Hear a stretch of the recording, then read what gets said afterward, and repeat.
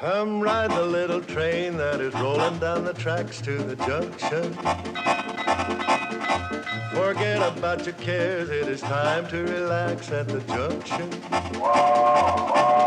Lots of curves, you bet, and even more when you get to the junction. Petticoat Junction. There's a little hotel called the Shady Rest at the junction. Petticoat Junction. It is run by Kate. Come and be her guest at the junction. Petticoat Junction. And that's Uncle Joe. He's a moving kind of slow at the junction. Petticoat Junction.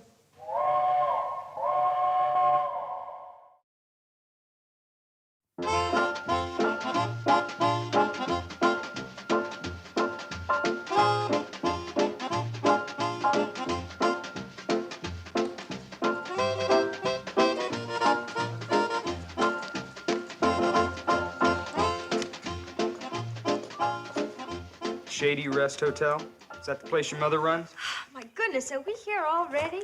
Yeah, we're here already, and we've only been walking for 4 hours.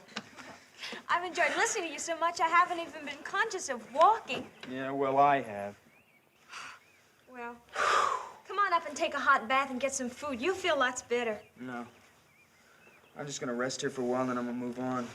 But, Alan, I wanted you to meet my mom and my sisters and my Uncle Joe. No, not that family bit. I mean, that warm, friendly small talk just turns me right off. You mean? I mean it so insincere. People ask you how you are, but they don't listen to what you say. Why? Because they don't care. My family would care. Oh, you think so, huh? You get home from school, they probably say, how was school, right? Something like that. Well, I'll bet you that if you say lousy, they'll say, oh, that's fine, let's eat. Oh, baby, don't you see how confused you are? Yes, Alan, I am confused, but I want to find the truth as you have found it. Please stay and help me. Oh, no, baby, you're too soft.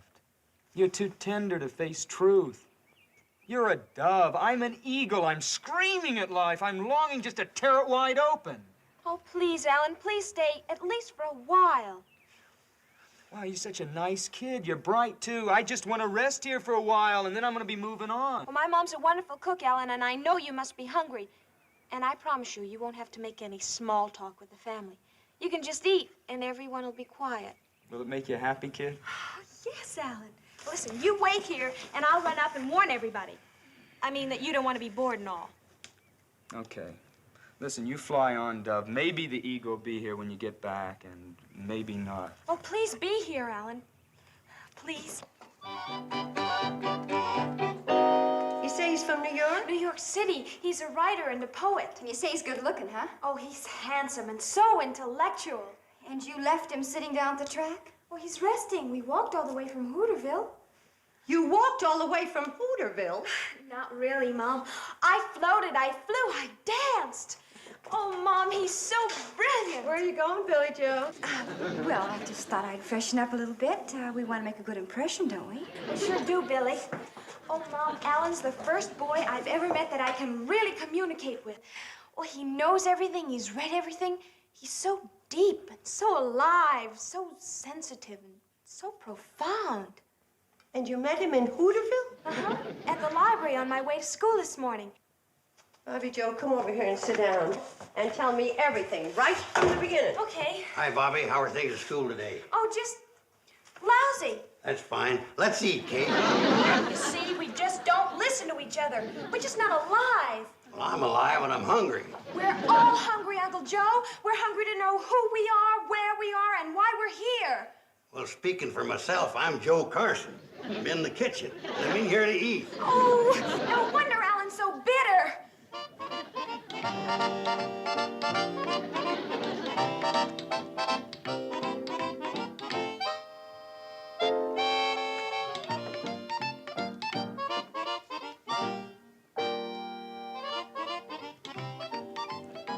Oh, hello. I didn't know you were here. Yes, you did. That's why you came down here. Well, come to think of it, my sister did mention something. Are you the boy from New York City? Greenwich Village. Oh, Bobby Joe said New York. You know, she never gets anything right. If you were to move your feet, I could sit down. I know. I guess you are tired. Yeah, I'm tired. Of painted up, empty-headed chicks like you. What? You're all alike.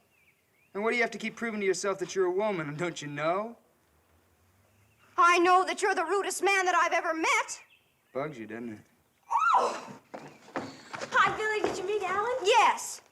Bobby, you take my advice and don't fall for him because he's already in love. He is? Yes, with himself. What have you got against the boy? You haven't even met him. Well, A, I don't trust big city fellas, especially from New York. And B, I don't trust writers, especially poets. And C, when you put the two together, you're going to have a lot of trouble. Bobby Joe says he's the first boy with whom she ever had an intellectual rapport. Now, you see already you got trouble. Uncle Joe, an intellectual rapport means a meeting of the minds. Kate, you don't know poets like I do. Oh, where'd you ever learn about poets? From reading their poetry, that's where. Like what? Like this. There was a young girl from Duluth who always... Uncle Joe, that isn't poetry.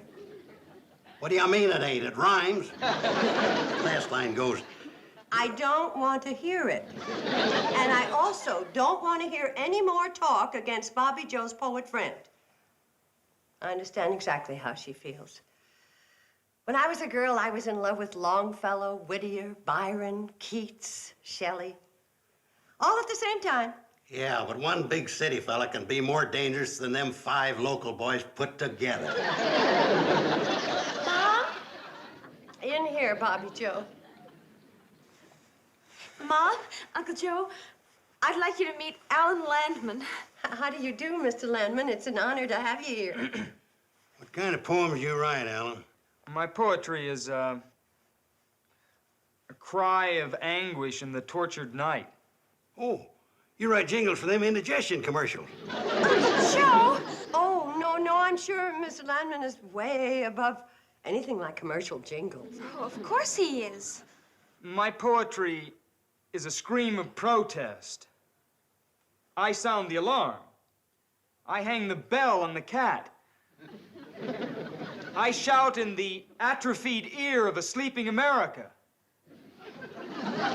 Isn't that marvelous? Wonderful. You like it? It's absolutely fascinating, inspirational. You didn't understand a word I said. Not a word.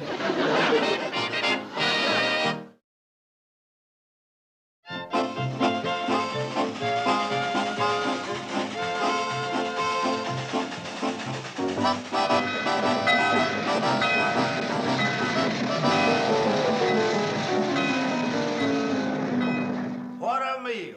That Dutch apple pie was laughing good. Kate really outdone herself tonight. So do you. You keep on eating like that, and you're going to have to back up to a door to knock on it. Oh, Uncle Joe, stop teasing Charlie. He's not so fat. I've seen people a lot fatter. Yeah, me too, but I had to buy a ticket. Mom, do I have to take part in that silly poetry reading? Oh, of course not, dear. You can wash the dishes.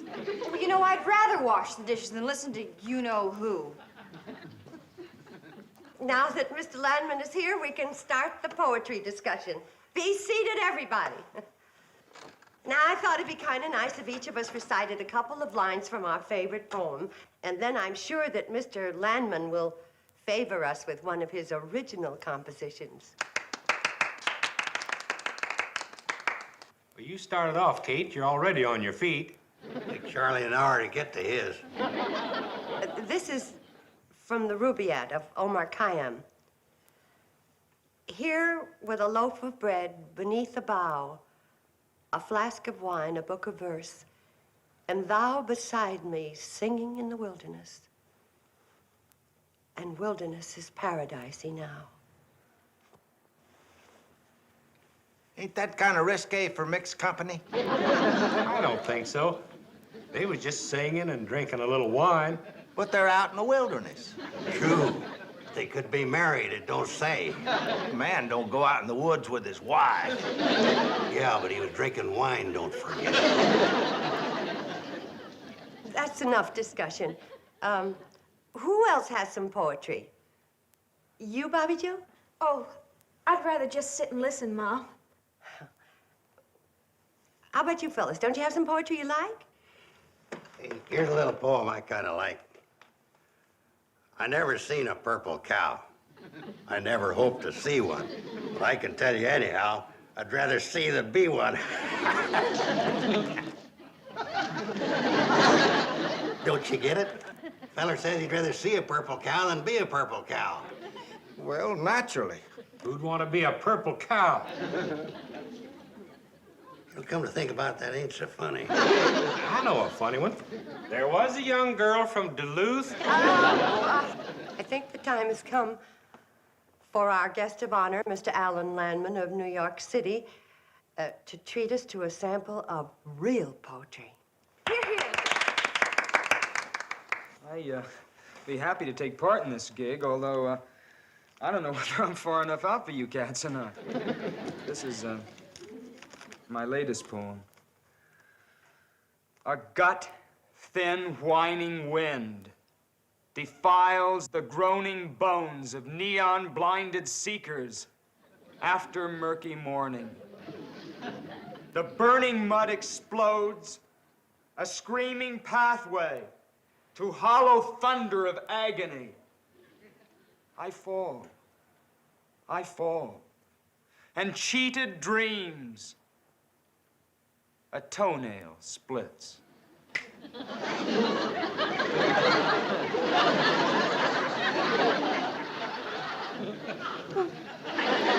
Who would like to start the discussion? I think that was one of the most exciting poems I've ever heard.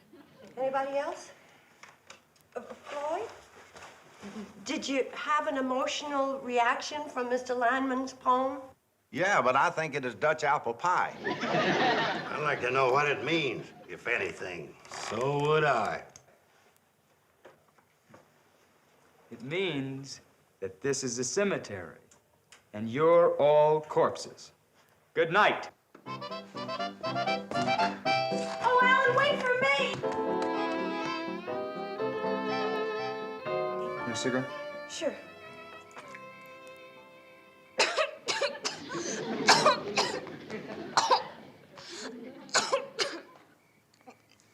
The wind. The wind's kind of chilly. The wind is kind of chilly. You know what E.I. Boyer says about the wind? What? The wind is a switchblade knife, slashing at the polluting smokestacks of urban insanity. Nature's rumble with a defiling beetle called man. Oh, I wish I could learn to express myself like that. Well, you'll never do it around here, baby. So long, I'm going for a walk. Can I come along? Oh, please. I mean, I won't talk. I'll just listen. Okay, kid?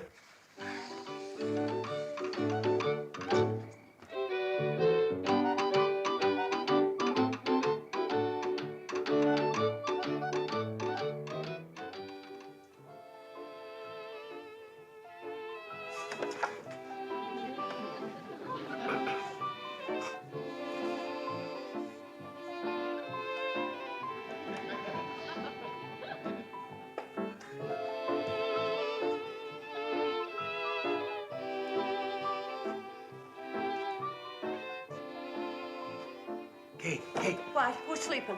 it's 1 o'clock. Why don't you go on up to bed? I'll wait up for Bobbie Joe and that poet. No, I want to see Bobbie Joe when she comes in. Well, in that case...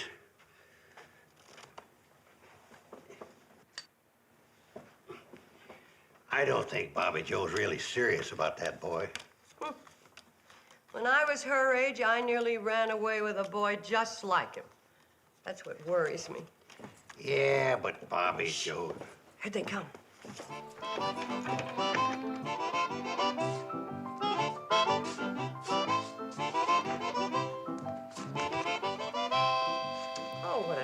terrible hand. I ought to shoot you, Uncle Joe, for giving me cards like this. Oh, look who's here. Sorry we're late. Late? Is it late? I didn't notice. Mom, I know you're waiting up for me. Yes, I was. Go to bed, honey. I want to talk to Mr. Landman. Okay, but I want you to know that whatever he says, I'm completely on his side. Good night, Alan. Good night, baby. Good night, Uncle Joe. Am I leaving? Yes, you are.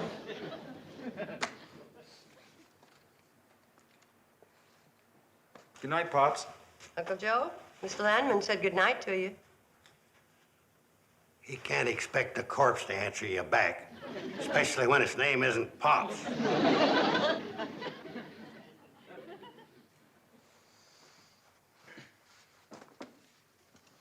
Okay, I'm gonna save you a lot of time. I'm crazy about Bobbie. We've been talking about me sending for her when I get to New Orleans. Uh-huh. Was that all you're gonna do? Just sit there and smile? Smiling on the outside, screaming on the inside. Tell me something, Mr. Landman.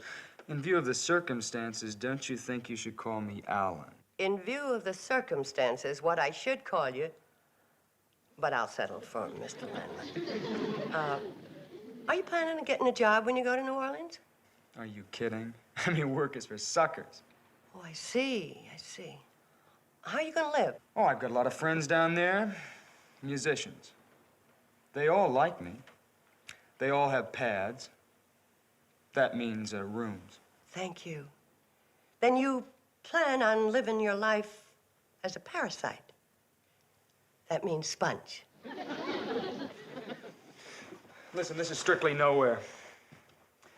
You got a lot of sick, old-fashioned ideas about working hard and living clean, and it's all a lot of junk. I'm too tired to listen. Now, Bobbie knows what she's getting into. It sounds good to her. I'll be taking off in the morning. Good night.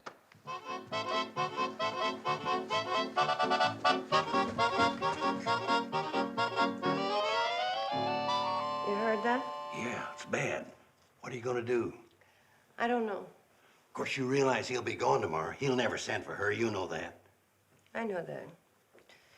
And she'll always remember him as a romantic young rebel, full of courage and exciting ideas.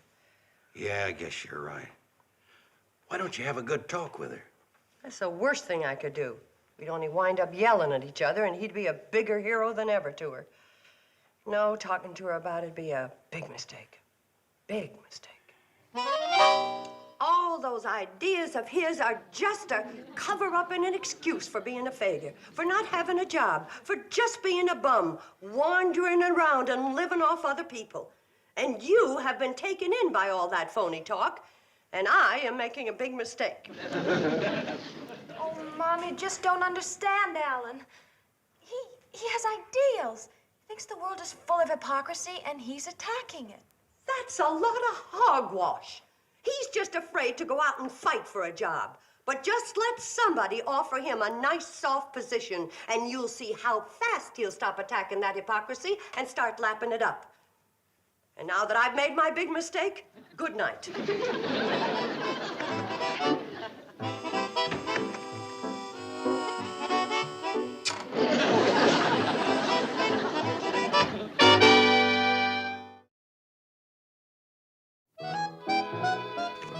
Your mother's just looking out for your welfare, Bobbie Joe.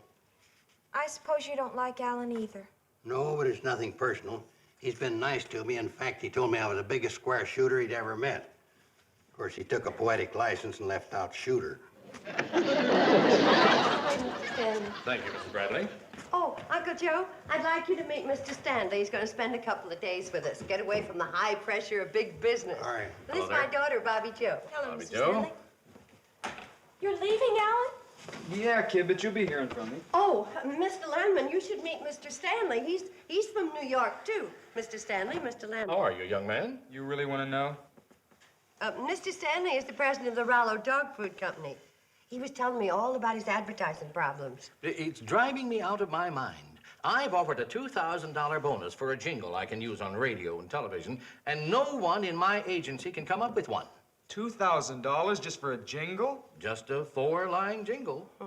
Mr. Landman is a poet. Oh, of course, he only writes high-class stuff. Is that so? $2,000. I know what's going on in your mind. You do? You think Alan's going to be tempted by that $2,000 and try to sell Mr. Stanley a dog food jingle. I don't think a superior artist full of ideals would do that. No, never. By the way, I thought your poet friend was leaving this morning. Well, he was, but he had to... Listen to this one, Mr. Stanley. Rollo dog food is never gummy.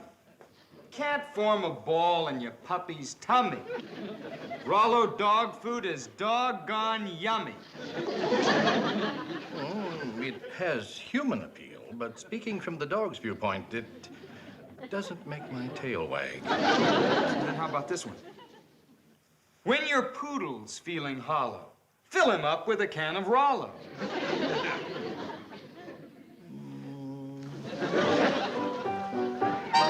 What's so wrong with Alan wanting to earn $2,000 when you think about it?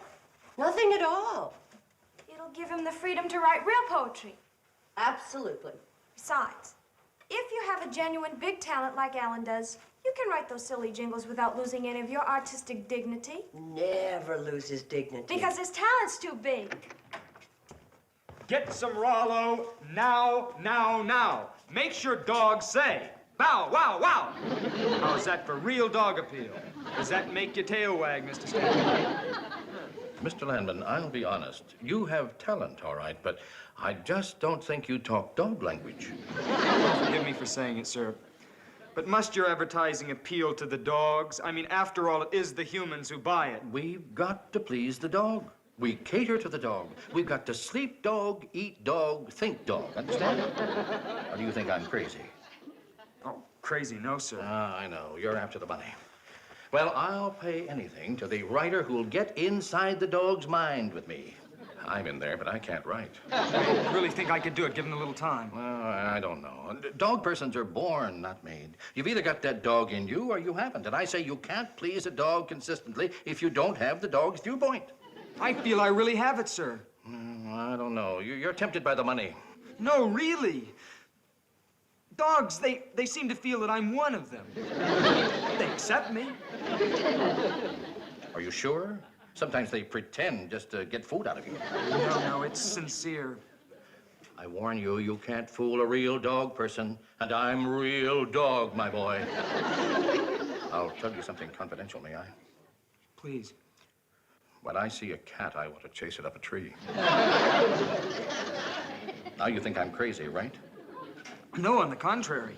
I've never told anyone, but I like to run after cars and bite at the tires. Oh, that's a good sign. You're not lying. I cross my heart and hope to get run over. This may be a great day for Rollo. I'd like to shake your paw. Bow, wow, wow.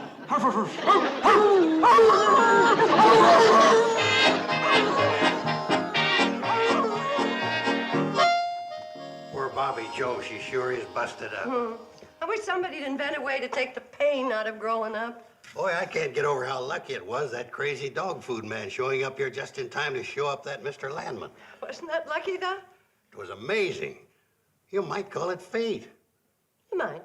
That's fate spelled K-A-T-E. What's going on here? Uncle Joe, meet Roger Stanley, the best restaurant supply salesman in the country. Restaurant supply? He's new in this territory. First time he was here, you were in Pixley with the girls. Glad I could help you out, Kate. Oh, you put him up to the whole thing. You did a wonderful job, Roger. And any time you are my guest here for free. Oh, forget it. I had a lot of fun. Kind of a dirty trick on that kid, though. Oh, it'll do him more good than harm. Well, so long. I'll see you the next time through. Bye, Roger. Thanks again. And don't chase any cats. So. You know, Kate, I never realized it, but you're a gall-dang genius. Oh, no, Uncle Joe. I'm just a gall-dang mother.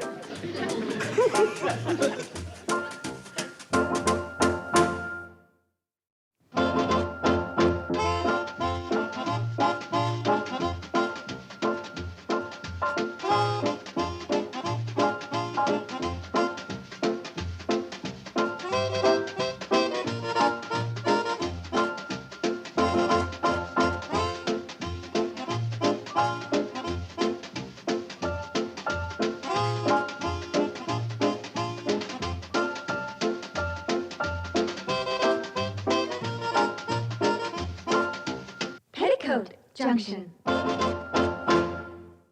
This has been a Filmways presentation.